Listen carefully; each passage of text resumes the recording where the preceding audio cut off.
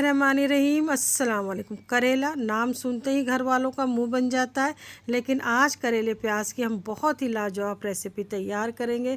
अगर आपकी सब्ज़ी कड़वी बन जाती है, मज़े की नहीं खाने में लगती है, तो ये ज़बरदस्त करेला प्याज को आप ज़रूर ट्राई करें। इतना मज़े का इसका जायका कि एक रोटी के बदले आप 2 रोटी खाएंगे इंशाअल्लाह।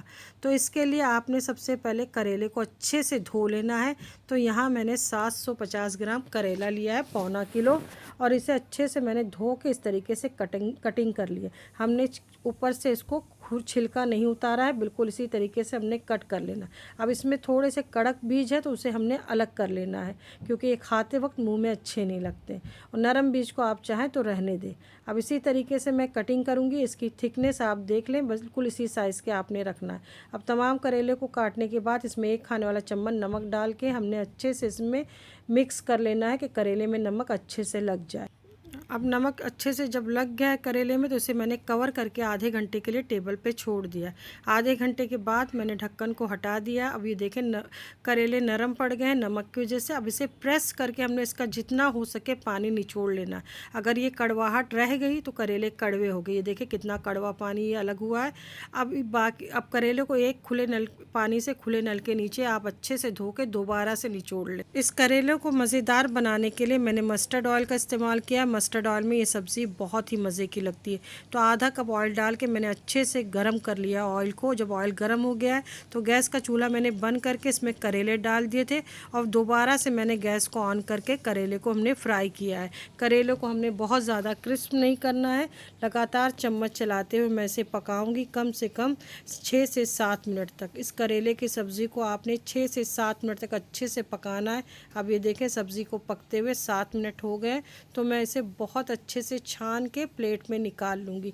आप मेरी रेसिपी कहाँ से देख रहे हैं कमेंट ज़रूर कर दिया करें, बहुत खुशी होगी ये जानकर। अब बचे हुए तेल में मैंने 1 चाय का चम्मच ज़ीरा, 1 चाय का चम्मच सौंफ और 1/4 चम्मच हींग डाल के कुछ सेकंड के लिए फ्राई किया है।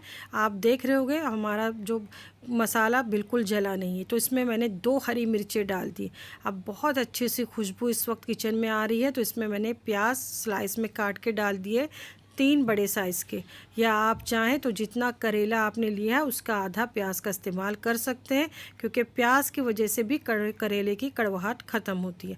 अब 2 मिनट तक मैंने प्याज को पका लिया। आप देख रहे हो कि प्याज में कलर नहीं आया है, प्याज का कच्चापन जैसे ही दूर हो गया तो इसमें हमने फ्राई किए हुए करेले डाल दिए। अब फ्लेम को मैंने मीडियम टू लो के बीच में कर दिया है। अब इसमें कुछ मसाले जाएंगे, तो इसमें आपने 1 चाय का चम्मच कुटी हुई लाल मिर्च डाल देना है, 1/4 चम्मच हल्दी पाउडर। यकीन माने बहुत ही मज़े के करेले बनते हैं। अब 1 चाय का चम्मच मैंने फुल भर के कश्मीरी लाल मिर्च पाउडर डाल दिया था, थोड़ा सा मैंने और डाल दिया है। आप 1/4 चम्मच से 1.5 चम्मच के करीब भी डाल सकते हैं। ये तीखी नहीं होती, इससे कलर और सब्ज़ी में टेस्ट बहुत अच्छा आता है। अब इसे मज़ीद और मज़ेदार करेले को बनाने के लिए मैंने इसमें 1.5 खाने वाला चम्मच साबित धनिया, 1 चाय का चम्मच अजवाइन को तवा पे हल्का सा रोस्ट करके उसको क्रश करके डाल दिया है, और 1 चाय का चम्मच नमक डाल के बहुत अच्छे से सब्ज़ी में तमाम मसालों को हमने मिक्स करके धीमी आंच पे इसे पकने के लिए रख देना है, कम से कम 6 से 7 मिनट के लिए, और बीच बीच में हम इसे चलाते रहेंगे। अब 6 से 7 मिनट के बीच में मैंने ढक्कन को खोल लिया। अब ये देखें सब्ज़ी पक गई है, करेला गल गया है। तो इसमें हम इसे चटपटा बनाने के लिए इसमें 1 चाय का चम्मच अमचूर पाउडर डाल देंगे। अजवाइन और धनिए का फ्लेवर इतना मज़े का इस सब्ज़ी में लगता है कि आप इसे बार बार बनाना पसंद करेंगे इंशाल्लाह। तो 1 चाय का चम्मच अमचूर पाउडर और थोड़ा सा हरा धनिया डाल के इसे 2 से 3 मिनट तक मैंने मीडियम फ्लेम पे और पका लिया। अब ये देखें हमारी मज़ेदार सी करेले प्याज की सब्ज़ी बनके तैयार है।